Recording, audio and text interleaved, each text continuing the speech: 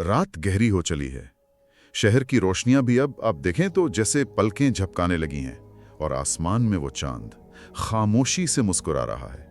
दिन भर की भागदौड़, मीटिंग्स, जिम्मेदारियां, उफ, इन सब के बाद अब हवा में ना एक ठहराव सा है। और जाहिर है इस ठहराव के साथ थोड़ी थकान भी है, जिस्मानी भी और शायद ज़हनी भी। आज का दिन कैसा भी बीता हो सकता है उम्मीदों के मुताबिक ना गुजरा हो। शायद किसी की बात वो तीर की तरह चुभ गई हो या कोई ज़रूरी काम बनते बनते रह गया हो।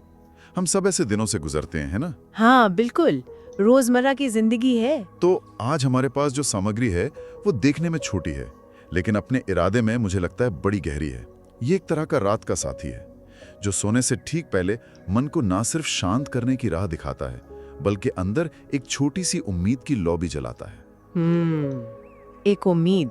तो आज हम इसी पर थोड़ी गहराई से बात करेंगे कि कैसे सोने से पहले बिताए गए चंद मिनट, सिर्फ 2 मिनट भी, हमारे दिल और दिमाग दोनों को एक तरह से रीसेट करने की ताकत रखते हैं।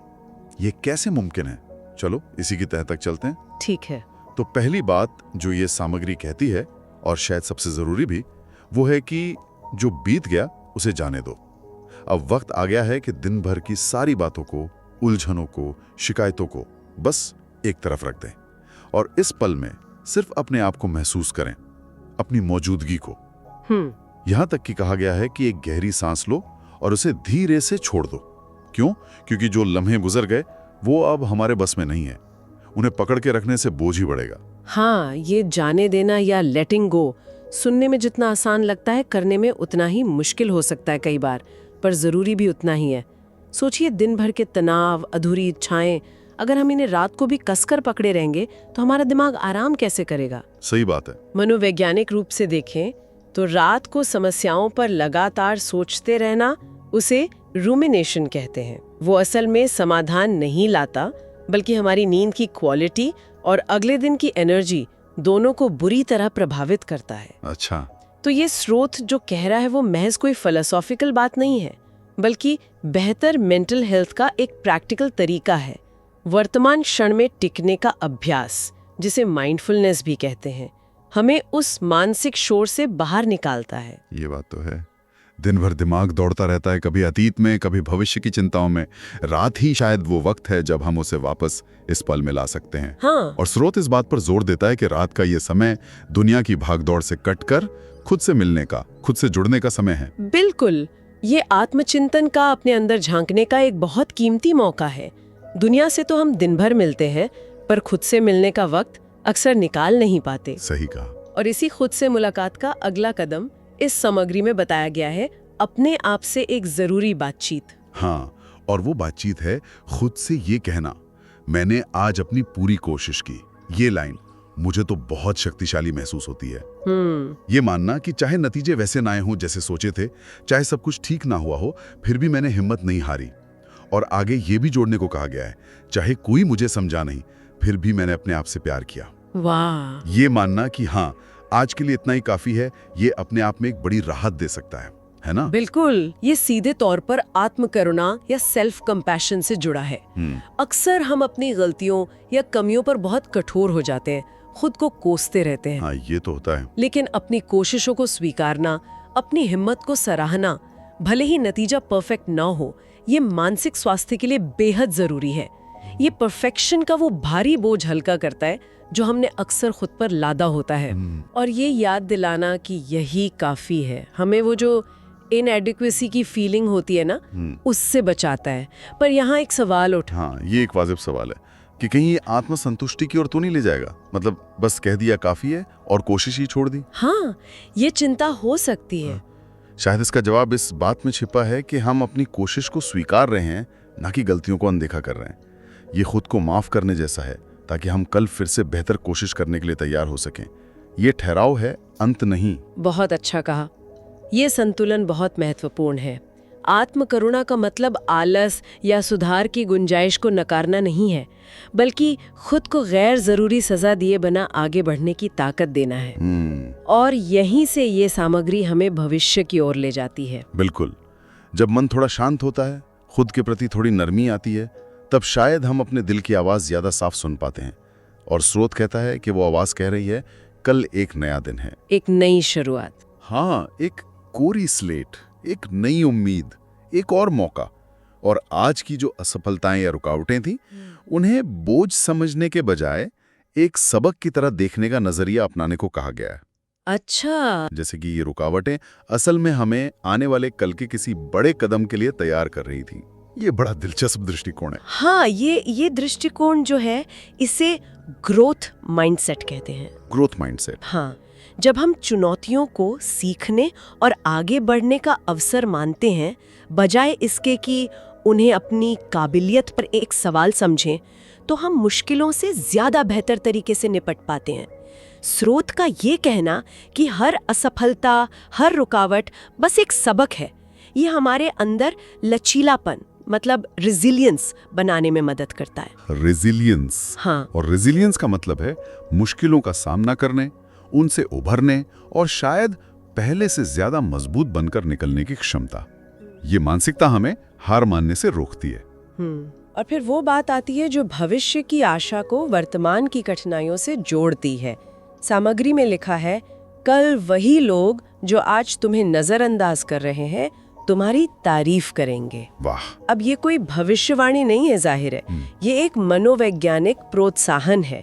ये भविष्य की एक सकारात्मक तस्वीर दिखाकर आज मेहनत जारी रखने की प्रेरणा देता है। ये बताता है कि आज की कोशिशें कल रंग ला सकती हैं। सही है। यहाँ छुपा हुआ संदेश बहुत स्पष्ट है, हिम्मत मत हारो, लगे रहो। वाकई ये पंक्तियां पढ़कर एक नई ऊर्जा सी महसूस होती है। अच्छा, इसके बाद एक बहुत ही व्यावहारिक और मुझे तो प्यारा लगा एक अभ्यास सुझाया गया है। क्या है वो?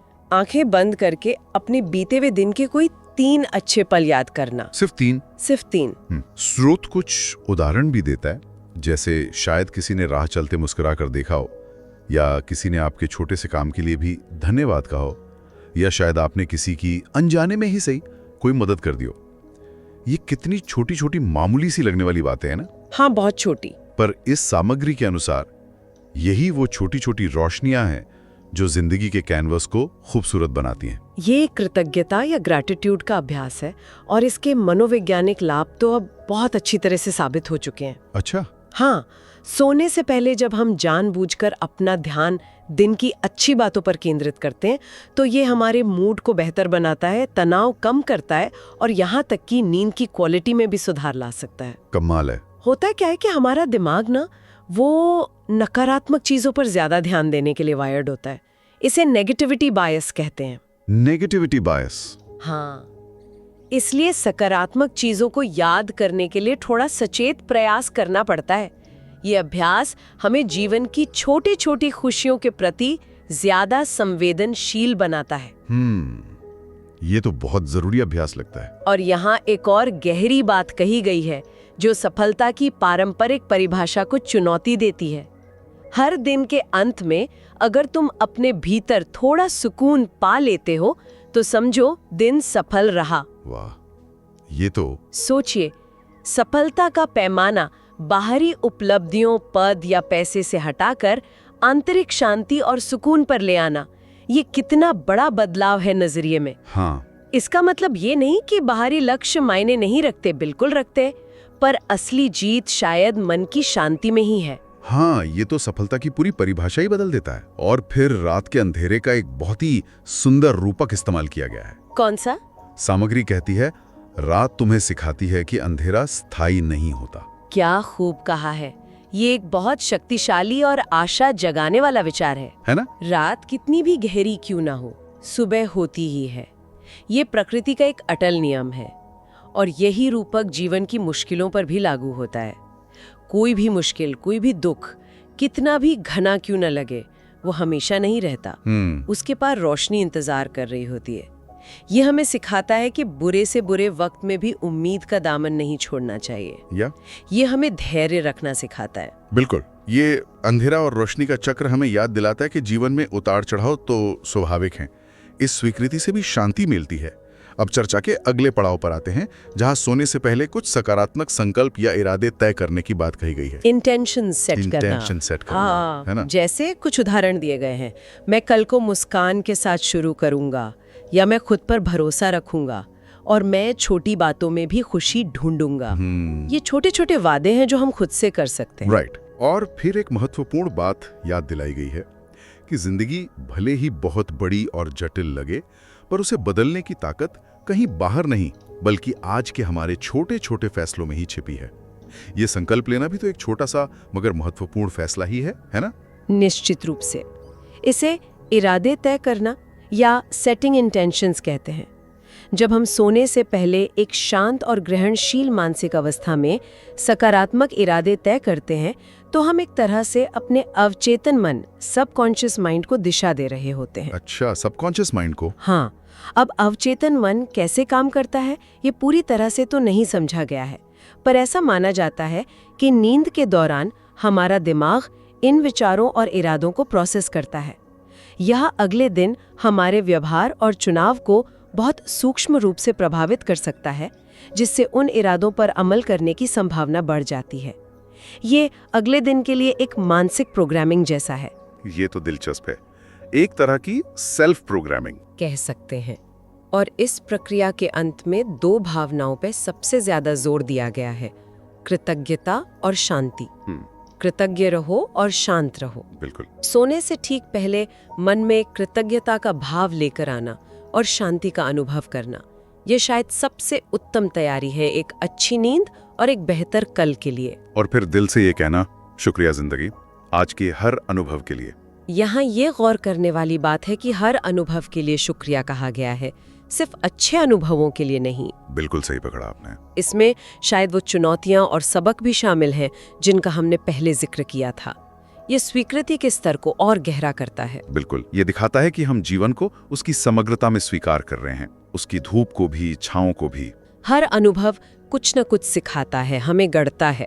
इस भाव के साथ सोने जाना मन को बहुत हल्का कर देता है। ये तो है। और फिर आखिर में सपनों की बात आती है। जब नींद हमें अपनी आगोश में ले रही हो, तब अपने सपनों को एक दिशा देने की बात कही गई है। क्योंकि, और ये लाइन मुझे व्यक्तिगत रूप से बहुत प्रेरित करती है, सपने वही सच होते हैं जिन्हें सोने से पहले दिल से देखा जाता है। ये एक बहुत ही काव्यात्मक अभिव्यक्ति है ना? लेकिन इसका मनोवैज्ञानिक आधार भी हो सकता है। अच्छा, कैसे? सोने से ठीक पहले की अवस्था, जिसे हिप्नोगॉजिक स्टेट कहते हैं, वो विचारों और कल्पनाओं के लिए बहुत उर्वर मानी जाती है, बहुत फर्टाइल। इस समय मन बेहद ग्रहणशील होता है। शायद यहाँ दिल से देखने का मतलब है अपने सपनों या लक्ष्यों के बारे में सिर्फ सोचना नहीं, बल्कि उन्हें पूरी शिद्दत, पूरी भावना और सकारात्मक विश्वास के साथ महसूस करना, जैसे कि वो साकार हो रहे हों। विजुअलाइजेशन जैसा। हाँ, ये विजुअलाइजेशन तकनीक की तरह है जो हमारे लक्ष्यों के प्रति हमारी प्रेरणा और प्रतिबद्धता को बढ़ा सकती है। तो कुल मिलाकर ये 2 मिनट का लगने वाला अभ्यास असल में एक पूरी प्रक्रिया है, दिन के बोझ को उतारने की, खुद को स्वीकारने और सराहने की, कल के लिए उम्मीद जगाने की, छोटी चीजों में सुंदरता खोजने की, कृतज्ञता महसूस करने की, सकारात्मक इरादे तय करने की और अपने सपनों को ऊर्जा देने की। ये सब सोने से पहले के कुछ शांत लम्हों में संभव है। वाकई बहुत कुछ है इन 2 मिनटों में। और अंत में वही हौसला देने वाली बात दोहराई गई है जो हमें याद दिलाती है, कल फिर एक नया दिन है, एक नई उम्मीद के साथ, और सुनने वाला यानी हम सब उसके लिए पूरी तरह तैयार हैं। आज की तैयारी हमें कल के लिए सक्षम बनाती है। बिल्कुल। और इस पूरी चर्चा से एक विचार और मन में आ रहा है मेरे। हाँ, बताइए।